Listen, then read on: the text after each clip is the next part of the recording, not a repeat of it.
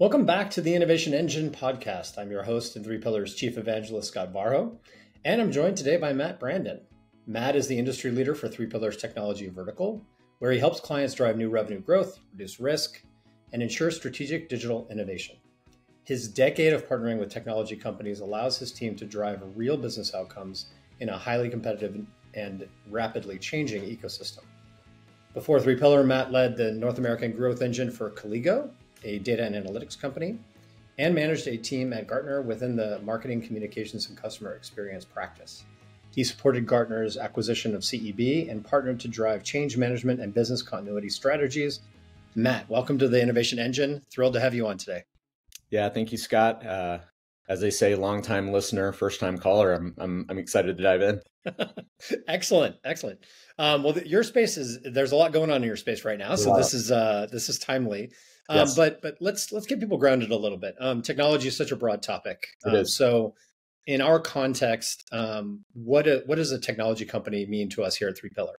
Yeah, and it's funny you ask. Even today, I joked with some of the other practice leads that every company at Three Pillar that we work with is a technology company. I got a lot of side looks that maybe that wasn't the case, but I tried to define it. So they're probably worried that you're coming after their revenue. Yeah, exactly. So I did try to define it, but I'll actually put some context to it as well. So I wrote down exactly what I thought. So I said, within Three Pillar, a technology company is a company that produces products or services that were related to IT, digital, or electronic areas to help their customers. So again, I stopped there and I go, that's still pretty broad. Granted, really, really broad. So I thought I'd share some specific examples of clients that we work with that fall into that bucket and why it's sort of an interesting space. So the first one I wrote down was we work with quite a few cybersecurity companies looking to protect your digital assets. So that's one area. We work with a water technology company, which is new to me, but heavily involved in technology in terms of cleaning, water management, working with the scarcity of water and how to help organizations or municipalities manage that. That's one area. We also work with a pet tech company. So they leverage technology to help you walk your dog or clean your dog or pet sit your dog or do whatever you do with your dog and the whole life cycle of that. The final one I wrote down, just to throw out a left field company as well, is what I would call an end-to-end home relocation and moving company. So starting with inspection all the way to you've moved into your new home and need utilities. So you go, man, cyber, water technology, pet tech, and home relocation. Those are all tech companies? And I say, yes, they absolutely are, because it goes back to my definition before. But it also, it's a really both exciting industry because technology is going to be at the forefront, but also a very dangerous. I don't know the word I would use, because you're always having to innovate. And we'll talk about that over the next 30 minutes or so, but always on the bleeding edge, always having to innovate. But at the end, leveraging technology to show value to their clients and customers. Very central to their business strategy. Yes. Not ancillary. So yeah, that's interesting. So within that space, where do you see some of the biggest opportunities emerging? Yeah, a lot. And I think that's going to be the common theme with technology is forefront, a lot, exciting. These are all words that are going to come up a lot. So the first one I look at is data. Data seems to be a common theme with a lot of our clients that we work with. They are generating new revenue streams through data. They see it as their biggest competitive differentiator. Lots of M&A, lots of systems being produced with a lot of data that aren't talking and disparate, unstructured data. What do you do with that? How do you make that into a profit center for either your clients or even within your own organization? So that's the first. Data is just, it's everywhere. It's probably within other industries as well, but specifically technology. Well, and before you go on your list, I think there's something that's really worth pointing out to our listeners, which is an insight where we launched a data engineering offering just last week, and one of the things that I observed in my many years here at Three Pillar is you really have to appreciate that data engineering and software engineering are different crafts. Yes. Data engine, and the really hard thing is they don't train a lot of data engineers. a lot of data engineers are former software engineers that converted. But the fact is the cloud tool sets, the scripts, the the the tools of the trade for data engineering have shifted so much recently that you're not going to be able to hire somebody with 10 years of experience that's Right. necessarily That doesn't relevant, exist. right? So you really want them to be up on new tools. They're constantly experimenting. It really is an interesting and dynamic space. And we've backed into some really great examples of you doing data engineering here at Three Pillar. And now we're really investing in it as a practice, as a craft. And it's really exciting because I think it's sorely needed. Absolutely. I know I needed it. Sort of reminds me of when you're on LinkedIn and someone says, I just saw a job opening for 10 years of experience of this technology that I created 5 years ago. Right. So I would love it happens to meet all that the person. time. Yeah. I would love to meet that person. So yeah, data ahead of their time. Yes. So data obviously is a huge area of focus, specifically for Three Pillar, but for our clients as well, and why we're investing. The next, and we'll probably talk about this a little later, but is AI. Again, a very broad topic, but I look at some of the use cases that are starting to pop up, and Three Pillar has also created an offering around this as well. But automation, machine learning, some very specific use cases for chat boxes or customer service, or just essentially making quick wins to make your website better for your customers. I mean, these types of POCs and ideas are coming up by the second, so it's a really exciting time. And I go back to, why are these themes? Well, data is the same way. It's another revenue stream. It's another way to differentiate yourself, to make sure you're competitive, that you're breaking away or even keeping ahead of your competition. Well, and I always love too, like a portfolio approach to value, right? So you maybe have a really valuable software tool, but if you're able to actually then also generate value from the data, that is a really great double win, right? So whether that's directly reinforcing your data is then influencing the software and the product or service itself, or it's a different revenue stream off of the same ecosystem.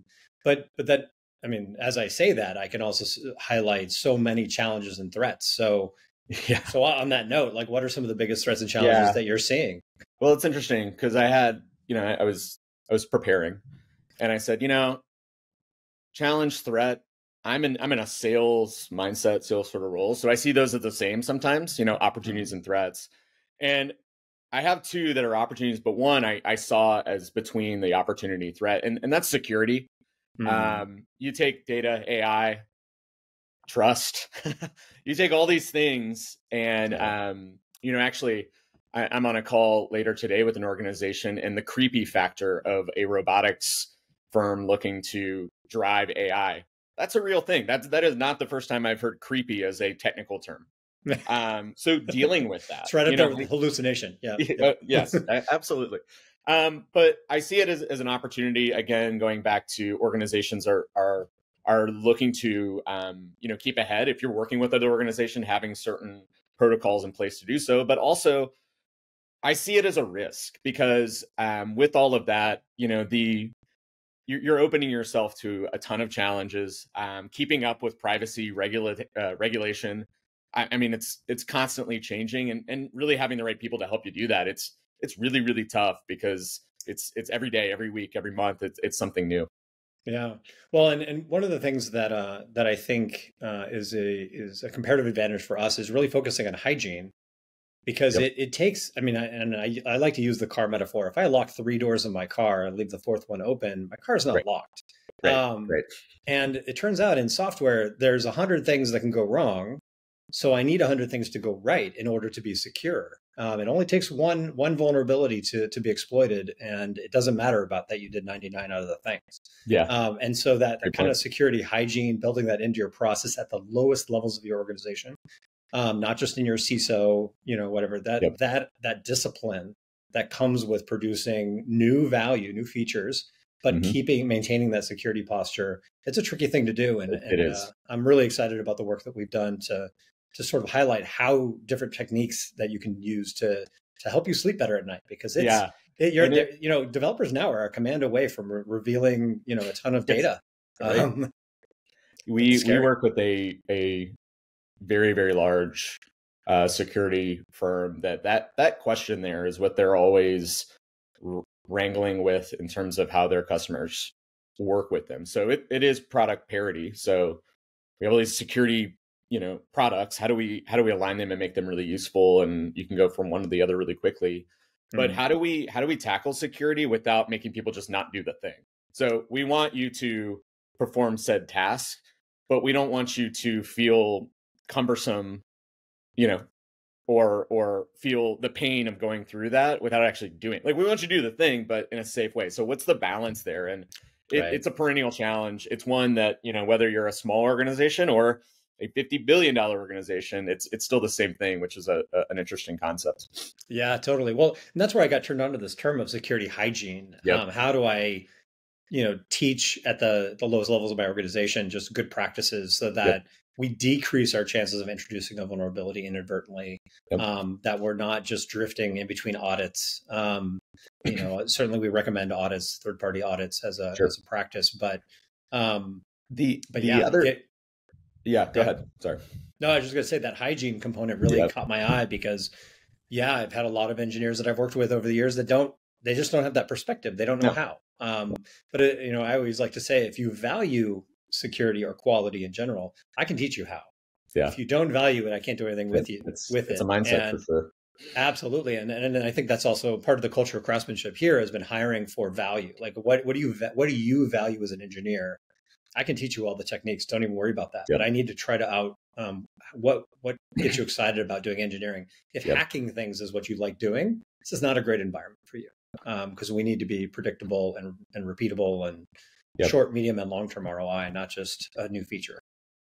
I had two other, areas of threat that I think, again, you could look at other industries as well, but I think are especially heightened within the tech sector. So I'll speak to those. So the first is just keeping up. Technology, we're in the technology sector. So by very nature, it's going to be ahead of the curve, coming up with innovation. And time again, we see clients within our sector going, man, like $50 billion company I just mentioned, if we don't, there are $1 million companies doing innovative things that are going to overtake our market share. So how do we continue to do that? It's a never ending process. The eyes are almost always on you to be better at all times because of the very sector that you're in. And then they start to look at other sectors. So, if, I'm on my banking app and it's seamless, I expect my B2B website to be seamless. And it's these expectations that are just constant. And so keeping up with that, fighting off competition, regardless of the size, and fighting, just customer churn in that, it's I think heightened more within the tech sector because of those factors. So that is one. I'd love to hear if you're on board with that. Probably on board, but to the level I am. Oh, totally. I've spoken to a number of CEOs and leaders at other Fortune 100 companies. I worked inside one, and to hear the just very real angst about, two guys in an AWS account, and just in their minds, they were like, wow, these are massive threats. I was like, wow, you're a $10 billion a year company in revenue run rate. Like, you're really scared of these bit tool players, and it's like, because they can hyperscale using the cloud and so forth. So all they have to do is figure out a niche of the market that we haven't thought of, and it's tricky. And I think in technology companies that are particularly susceptible to the FOMO, right? Well, they're doing this, should we be afraid? And that can motivate a lot of emotional decision making. So I think you have to have a really strong leadership team, which only gets harder when you have such a big company, right? Yep. I think it's a very real challenge. You got a lot of people chasing squirrels, you can make a lot of bad investment decisions. My next rock band will be named FOMO and Chasing Squirrels. Moving on. The other really quick point that I would make, and again, not industry agnostic, but certainly within technology, it's just talent. Keeping up, keeping talent. Again, I go back to where I get my news. I guess it's LinkedIn. Seeing, job offers for $800,000 for this new role that I didn't even know existed 2 months ago. You know, Right. this is Right. a very real thing. And, you know, I go back to, if you're working for a technology company, by very nature, you're probably into technology. You're probably bleeding edge, cutting edge, looking at bigger, better, faster. So it's just hard to A, keep up with those skill sets, but B, keep people even engaged within your own organization if you're not doing those types of things. So That's right. it's a real challenge, and I'm sure it is in others, but especially within technology. Yeah, absolutely. No, I mean they have options. They have a lot of options, and those options are lucrative. So, Yes. yeah, thinking about what your employer brand proposition is Yep. because it is tricky stuff. It is tricky. Because there is a lot of work that's just like not that interesting tied to technology. Yeah. You know, and you have to combine that with the really fun stuff. Yep. Yeah. Yeah, interesting. It is. So, you know, one of the things that we talked about as we were prepping for this episode was talking about agility and how you can only really get value if you know your customer better than your competitors. That is the quintessential. You know, if we're going to talk about continuous learning and replanning and managing that change, which is what Agile allows us to do. So, without giving away our secret sauce, of course, how do you see our clients getting to know their customers better than their competition? What are some things they're doing? Yeah. Yeah. And there's a lot. And I go back to this question. There's a reason why you're asking. It's tough. It's really, really tough. And the reason why is, you know, keeping ahead of the changing customer expectations it's just exasperating. It's getting quicker. It's getting harder with the changes in technology. But I do go back to a central theme that our clients who are doing this really well are doing, which is investing in the data, and not just the data itself, but everything that goes into that. A really good example, we have an organization we work with, in my opinion, cutting edge in a lot of ways, but the industry specifically is maybe a little dull even. I don't know. It's pretty normal. Mm-hmm. But within that, what they're doing to keep ahead of their competition, they essentially help with the life cycle of certain activities. I think I mentioned it before around home buying and moving, et cetera, which, Scott, I believe you're going through right now. So Yes. I'll give you their referral. Yeah. But within that whole life cycle, they are getting to know their customers from the beginning of that stage all the way to the end. And within each stage, more data is collected, more understanding of the customer, being proactive about what that next stage is, and being in front of the customer at the right time with the right value proposition. Mm. It is absolutely their competitive advantage. It's actually led to them creating specific product lines and revenue lines that didn't exist before, because they said, man, we actually are ahead of the game in insurance, just as an example, because we Mm-hmm. have all this moving ahead, and we can actually provide a really great value proposition in a very commoditized world Mm-hmm. because we already have the data going in. And to me, it's hard. They struggle with it. Others struggle with it, but it really comes back to what they see as their competitive differentiation, which is, how do we have the data? How do we collect it? How do we, put it in a form that is usable? Mm. And the ones who do that really well, and they constantly iterate on that. Those are the ones that are going to be successful and really know their customers. Well, and one thing that in your example you highlight that is a little bit subtle is there's the data, which is the quantitative piece and Yep. the behavioral piece, and then there's the qualitative piece. And it sounds like this customer has, or this client of ours has both the qualitative, like they're working with these clients, right? So they understand the why behind the data. Yep. That's really key, I think. And a lot of companies miss that. They think they can just analyze their data, have insights, and then drive business value. But you got to have that qualitative, like, again, getting your timing right, understanding buyer motivation. Yep. If you can understand those points of struggle and what they're looking for, what they're afraid of, those kinds of things, and combine that with the behavioral data that you're seeing, like, oh, Yep. there's a pattern here, something happens right here, but we just don't know what it is. Yep. That quant and qual together is incredibly powerful. The holy grail. And Yep. and the other piece that goes along with that is, you might have your holy grail, but if you don't keep iterating upon that, your holy grail is old and Yep. stagnant and not useful. So Yep. it's a constant process, and you really have to have investment and dedication and buy-in from executives to do that, which is a whole game in itself. Mm-hmm. But that's where you work with someone like 3Pillar, or other organizations to help build out that case and show those use cases, because they're there. That's right. And certainly we've seen success after success doing that. But it's a process for sure. Yeah. Well, it's fascinating if you think about something like QR codes, and just to highlight your example, right? QR codes were dead. Right. I was told like 2 decades ago, QR codes are the future. And I was like, I don't think so. Yep. I don't think anybody wants to learn how to use QR codes. It took a pandemic, but now all of our phones have been modified so that our cameras, no app to download, no nothing. How do you order food at a restaurant? That's the only way now. User behavior has been shifted for possibly forever. And a new piece of technology has invaded our lives. So, if you don't pay attention, you can miss out on those shifting expectations. Yeah. So we're here on the Innovation Engine. So it'd be crazy not to ask. What are some things that you're seeing without violating any NDAs? Sure. But what are some truly innovative things that you're seeing from our clients? Yeah, and it's tough without giving away the sauce. But certainly, I'll take a couple. So one, I take a organization like a water technology company, which you go, water. It's I take a boring concept, water, boring. Yeah, might not be boring to some. For me, it's not what I'm reading about every day.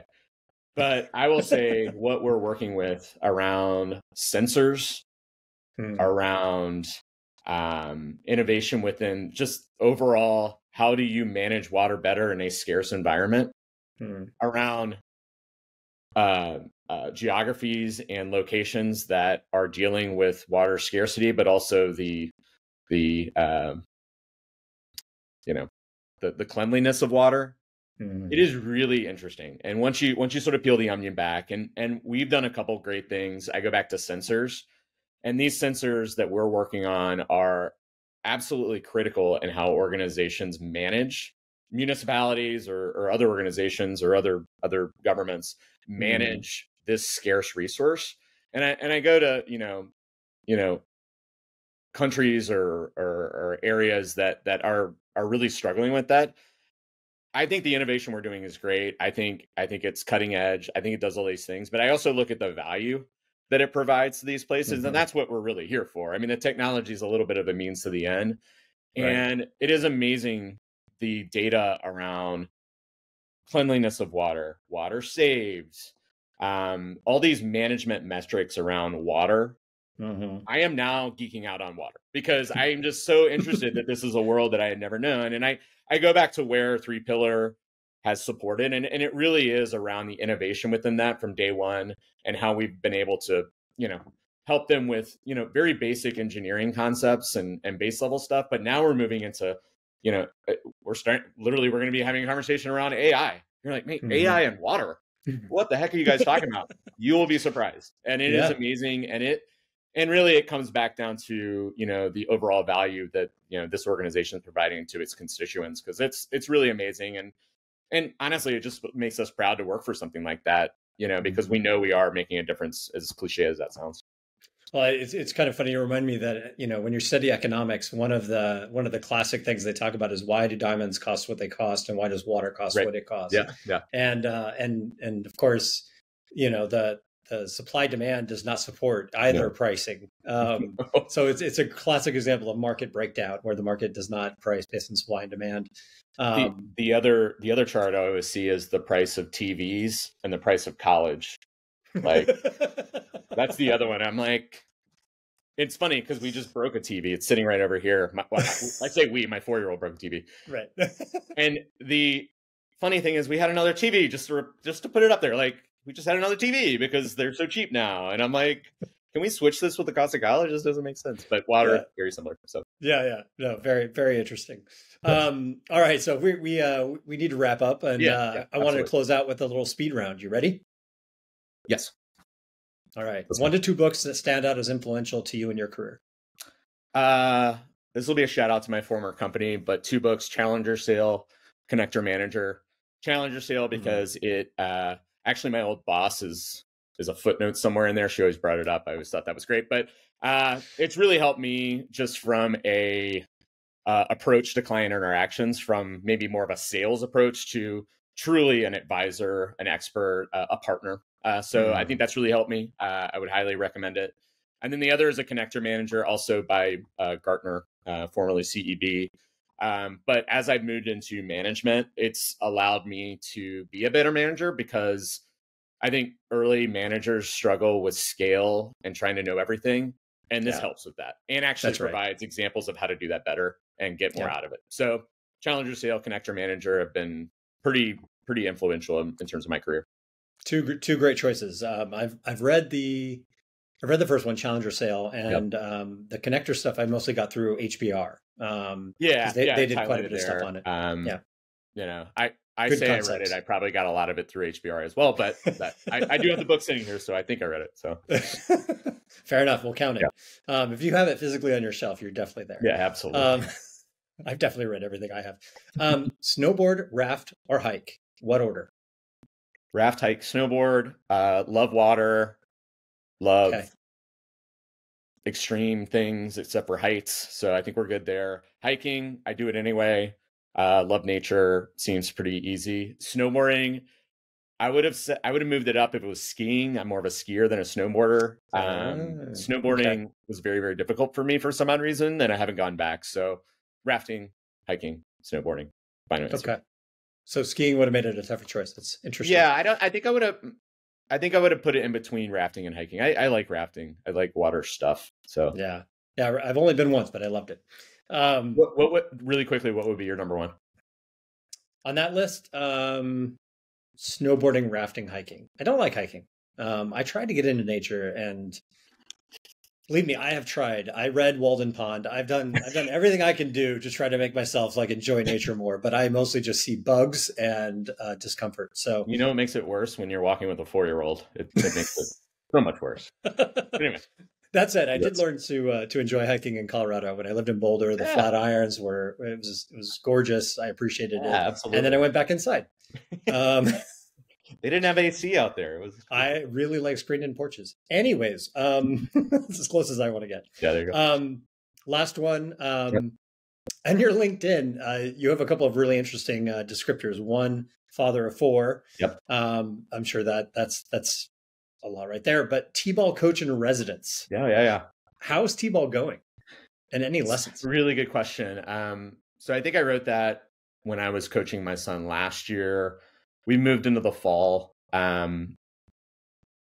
T-ball season went great. Honestly, it went really, really, really well. I feel like they didn't have a championship or anything, but I'll actually take that because I've noticed in my career. So I have 4-year-old all the way to 10-year-old, and my 9 and 10-year-old. I'm starting to know or realize there's a level of my coaching ability, and it's around 9 or 10 when I become very ineffective at coaching them because they're either better than me or they are looking to get more out of me, or I'm just too busy. I don't know. So I'm really excited because this upcoming fall, I'm moving into coaching my 4-year-old soccer team, which doesn't sound fun. It definitely could not be fun in many cases, but I'm really excited to get back down to a level that is probably more my mindset. So 4-year-old soccer is my new jam. I'll have to update. When I joined 3Pillar, interestingly enough, I was coaching soccer, my son's soccer team. Oh, nice. And one of my concerns in joining was I was like, I need to make sure I keep my coaching schedule. And David Wolf was like, I have 8 kids. I have 7 kids. At the time he had 7. He didn't have 8 yet. He's like, trust me, I get it. And I'll support you. It's a lot of kids. Okay. Yeah. I think 4 is a lot, but I think 4 is a lot. I got 2. I'm good. And that's a lot. They're all a lot, to be quite honest. But I'll keep you posted on the 4-year-old soccer team. I think that's my niche. I think that's my glory. Well, and I'm excited for you to, because I certainly got a lot of lessons in high performing teams because they're so raw. But getting this idea of a common outcome and what they can do to help each other achieve that outcome, it's a fascinating process to take them through, and good lessons for us here at 3Pillar. So. Yeah, absolutely. All right, it's been great, Scott. I appreciate it. Yeah, same here. Great stuff, and look forward to talking to you soon.